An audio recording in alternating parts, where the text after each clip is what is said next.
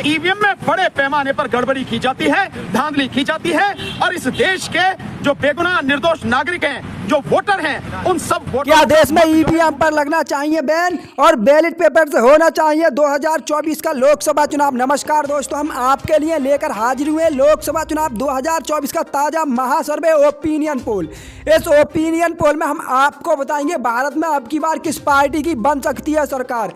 क्या बीजेपी लगातार तीसरी बार मोदी को बनाएगी देश का प्रधानमंत्री या कांग्रेस पार्टी का महागठबंधन इंडिया अब की बार बीजेपी और मोदी का करेगी सुपड़ा साफ। लेकिन सबसे पहले आपको बता दें, भारत में लोकसभा की 543 सीटें हैं और किसी भी पार्टी को अपनी सरकार बनाने के लिए 272 सीटें जीतने की ज़रूरत होती है। जो पार्टी लोकसभा चुनाव में 272 सीटें जीतती है वह अपनी सरकार बनाती है। तो दोस्तों, ये था लोकसभा चुनाव की सीटों का आंकड़ा। लेकिन अब हम आपको बताएंगे 2024 में होने वाले लोकसभा चुनाव में किस पार्टी की बनेगी सरकार। तो दोस्तों, सभी राज्यों की एक एक सीट को आपको विस्तार से बताएंगे, वीडियो को अंत तक जरूर देखें। इससे पहले आपको बता दें, भारत में ईवीएम का बहिष्कार करना शुरू कर दिया है और सभी राजनीतिक दल ईवीएम पर बैन लगाने की मांग कर रहे हैं और साथ ही साथ 2024 का चुनाव बैलेट पेपर से कराने की मांग कर रहे हैं। अगर दोस्तों आप भी चाहते हैं कि भारत में ईवीएम पर बैन लगे और 2024 का लोकसभा चुनाव ईवीएम से ना होकर बैलेट पेपर से हो, तो वीडियो को दिल से लाइक कर दें और साथ ही साथ हमें कमेंट में जरूर बताएं कि आप हमारी वीडियो को किस राज्य और किस जिले से देख रहे हैं। दोस्तों, इसी के साथ बात करते हैं भारत के पहले राज्य की, जिसका नाम है उत्तर प्रदेश। उत्तर प्रदेश में लोकसभा की 80 सीटें हैं, जिसमें कांग्रेस पार्टी के महागठबंधन इंडिया को 42 सीटें मिल सकती हैं। वहीं बीजेपी एनडीए के खाते में 30 सीटें जाती दिखाई दे रही हैं और उत्तर प्रदेश में 8 सीटें अन्य को मिल सकती हैं। वहीं बात करते हैं उत्तराखंड की। उत्तराखंड में लोकसभा की 5 सीटें हैं, जिसमें कांग्रेस गठबंधन के खाते में 2 सीटें जाती दिखाई दे रही हैं। वहीं बीजेपी को 3 सीटें मिल सकती हैं। उत्तराखंड में अन्य का खाता नहीं खुल रहा है। इसी के साथ बात करते हैं पंजाब की। पंजाब में लोकसभा की 13 सीटें हैं, जिसमें सभी सीटें कांग्रेस पार्टी के महागठबंधन इंडिया के खाते में जाती दिखाई दे रही हैं। पंजाब में बीजेपी का पूरी तरह से सुपड़ा साफ होता नजर आ रहा है और अन्य का भी यहाँ पर खाता नहीं खुल रहा है। दोस्तों, इसी के साथ बात करते हैं राजस्थान की। राजस्थान में लोकसभा की 25 सीटें हैं, जिसमें कांग्रेस गठबंधन के खाते में 11 सीटें जा सकती हैं। वहीं बीजेपी को 14 सीटें मिलती दिखाई दे रही हैं। राजस्थान में अन्य का खाता नहीं खुल रहा है। इसी के साथ बात करते हैं बिहार की। बिहार में लोकसभा की 40 सीटें हैं, जिसमें कांग्रेस गठबंधन इंडिया के खाते में 35 सीटें जाती दिखाई दे रही हैं। वहीं बिहार में बीजेपी को मात्र 5 सीटें मिल सकती हैं और बिहार में अन्य का खाता नहीं खुल रहा है। वहीं बात करते हैं कर्नाटक की। कर्नाटक में लोकसभा की 28 सीटें हैं, जिसमें कांग्रेस गठबंधन के खाते में 23 सीटें जा सकती हैं। वहीं बीजेपी एनडीए को मात्र 4 सीटें मिलती दिखाई दे रही हैं और कर्नाटक में 1 सीट अन्य के खाते में जा सकती है। दोस्तों, इसी के साथ बात करते हैं हरियाणा की। हरियाणा में लोकसभा की 10 सीटें हैं, जिसमें कांग्रेस पार्टी के गठबंधन के खाते में 7 सीटें जा सकती हैं। वहीं एनडीए को 3 सीटें मिलती दिखाई दे रही हैं। हरियाणा में भी अन्य का खाता नहीं खुल रहा है। दोस्तों, इसी के साथ बात करते हैं दिल्ली की। दिल्ली में लोकसभा की 7 सीटें हैं, जिसमें कांग्रेस गठबंधन को 5 सीटें मिलती दिखाई दे रही हैं। वहीं दिल्ली में 2 सीटें बीजेपी को मिल सकती हैं। दिल्ली में अन्य का खाता नहीं खुल रहा है। दोस्तों, इसी के साथ बात करते हैं मध्य प्रदेश की। मध्य प्रदेश में लोकसभा की 29 सीटें हैं, जिसमें कांग्रेस गठबंधन को 15 सीटें मिल सकती हैं। वहीं बीजेपी के खाते में 14 सीटें जाती दिखाई दे रही हैं और अन्य का मध्य प्रदेश में खाता नहीं खुल रहा है। इसी के साथ बात करते हैं आंध्र प्रदेश की। आंध्र प्रदेश में लोकसभा की 25 सीटें हैं, जिसमें कांग्रेस गठबंधन को 11 सीटें मिल सकती हैं और बीजेपी का आंध्र प्रदेश में खाता नहीं खुल रहा है। वहीं 14 सीटें आंध्र प्रदेश में अन्य को जाती दिखाई दे रही हैं। इसी के साथ बात करते हैं झारखंड की। झारखंड में लोकसभा की 14 सीटें हैं, जिसमें कांग्रेस गठबंधन को 7 सीटें मिल सकती हैं। वहीं बीजेपी एनडीए को 6 सीटें मिलती दिखाई दे रही हैं और 1 सीट अन्य के खाते में जा सकती है। दोस्तों, वहीं बात करते हैं जम्मू कश्मीर की। जम्मू कश्मीर में लोकसभा की 6 सीटें हैं, जिसमें इंडिया के खाते में 4 सीटें जा सकती हैं और बीजेपी को मात्र 2 सीटें मिल सकती हैं। वहीं अन्य का यहाँ पर खाता नहीं खुल रहा है। दोस्तों, इसी के साथ बात करते हैं तमिलनाडु की। तमिलनाडु में लोकसभा की 39 सीटें हैं, जिसमें कांग्रेस गठबंधन को 31 सीटें मिलती दिखाई दे रही हैं और बीजेपी के खाते में मात्र 6 सीटें जा सकती हैं। वहीं 2 सीटें अन्य को मिलती दिखाई दे रही हैं। इसी के साथ बात करते हैं उड़ीसा की। उड़ीसा में लोकसभा की 21 सीटें हैं, जिसमें कांग्रेस पार्टी के गठबंधन को 10 सीटें मिलती दिखाई दे रही हैं।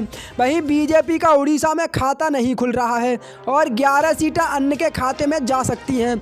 वहीं बात करते हैं पश्चिम बंगाल की। पश्चिम बंगाल में लोकसभा की 42 सीटें हैं, जिसमें कांग्रेस गठबंधन को 37 सीटें मिल सकती हैं। वहीं बीजेपी को मात्र 5 सीटें पश्चिम बंगाल में मिलती दिखाई दे रही हैं और पश्चिम बंगाल में अन्य का खाता नहीं खुल रहा है। इसी के साथ बात करते हैं केरल की। केरल में लोकसभा की 20 सीटें हैं, जिसमें 20 ही सीटें कांग्रेस पार्टी के महागठबंधन इंडिया के खाते में जा सकती हैं और केरल में बीजेपी का खाता नहीं खुल रहा है। वहीं अन्य को भी केरल में कोई सीट नहीं मिल रही है। इसी के साथ बात करते हैं गुजरात की। गुजरात में लोकसभा की 26 सीटें हैं, जिसमें कांग्रेस गठबंधन के खाते में 10 सीटें जा सकती हैं। वहीं बीजेपी एनडीए को 16 सीटें मिलती दिखाई दे रही हैं और अन्य का गुजरात में भी खाता नहीं खुल रहा है। वहीं बात करते हैं हिमाचल प्रदेश की। हिमाचल प्रदेश में लोकसभा की 4 सीटें हैं, जिसमें कांग्रेस गठबंधन को 3 सीटें मिल सकती हैं।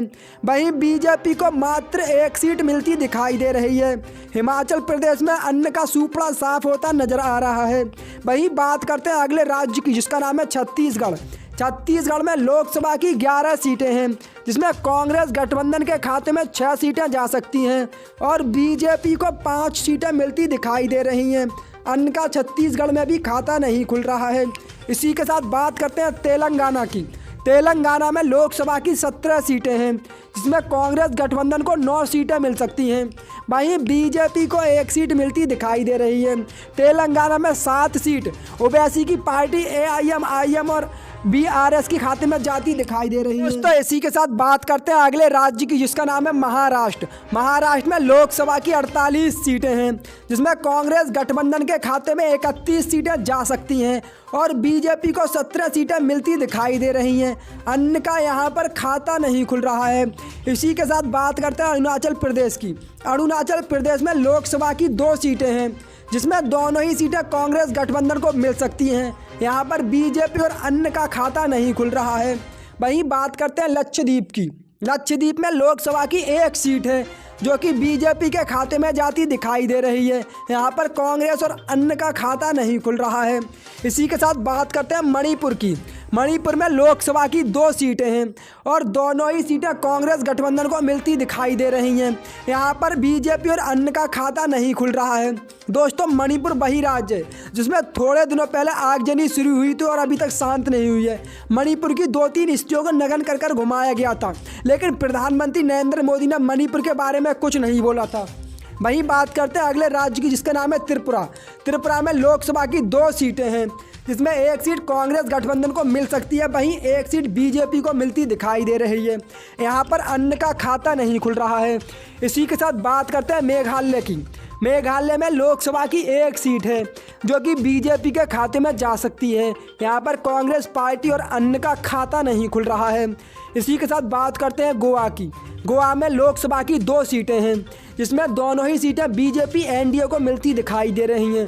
गोवा में कांग्रेस पार्टी का सुपड़ा साफ होता नजर आ रहा है और अन्य का भी यहाँ पर खाता नहीं खुल रहा है। इसी के साथ बात करते हैं नागालैंड की। नागालैंड में लोकसभा की 1 सीट है, जो कि कांग्रेस पार्टी के महागठबंधन के खाते में जाती दिखाई दे रही है।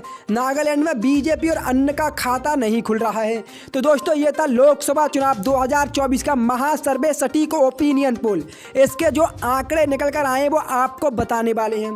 दोस्तों आपको बता दें 2024 के लोकसभा चुनाव में कांग्रेस पार्टी के महागठबंधन इंडिया को 310 सीटें मिल सकती हैं। वहीं बीजेपी एनडीए को 200 सीटें मिलती दिखाई दे रही हैं और अन्य पार्टियों को 33 सीटें मिल सकती हैं। दोस्तों आपको बता दें भारत में लोकसभा की 543 सीटें हैं, और किसी भी पार्टी को अपनी सरकार बनाने के लिए 272 सीटें जीतने की ज़रूरत होती है। जो पार्टी लोकसभा चुनाव में 272 सीटें जीतती है वह अपनी सरकार बनाती है। और हमारे ओपिनियन पोल के अनुसार कांग्रेस पार्टी का महागठबंधन इंडिया 310 सीटें जीतकर फिर चंड बहुमत से 2024 में अपनी सरकार बनाने जा रही है।